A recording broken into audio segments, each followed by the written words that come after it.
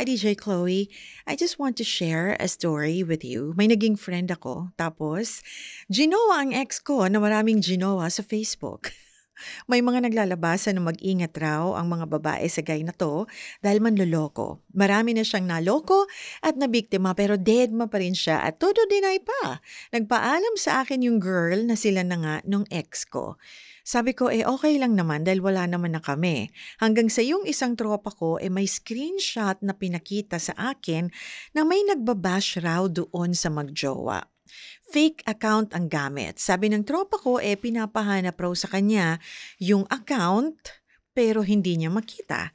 Sagot ko, yan ang sinasabi ko. Marami talagang lalabas na ganyan dahil may mga niloko yung ex ko na jowa niya ngayon. Lesson here for us girls is that bago po sana kayo sumagot ng suitors nyo, especially kung sa SOCMED nyo lang nakilala, kilalanin nyo munang maigi ang isa't isa.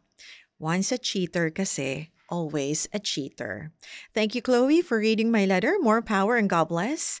Letter sender, Gwen. Hi, Gwen.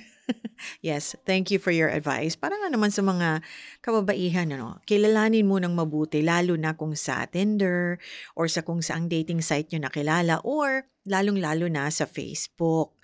'Di ba? Kilalanin nyo munang mabuti, mapalalaki man o babae yan. Baka mamaya, hindi lang yan babaero, baka mamaya serial killer pa yan. O, 'di ba? Mahirap na. But you know what, Gwen? Wala ka nang say dyan, actually. The best thing to do is for you to stay away from them. Because you know what? Meddling in other people's lives is how some people avoid dealing with their own. Let me repeat that. Meddling in other people's lives is how some people avoid dealing with their own. So it's better to just stay away from them.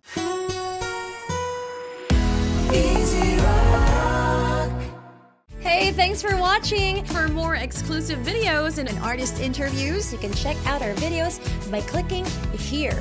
And don't forget to follow us on our social media accounts too. Links are in the description below.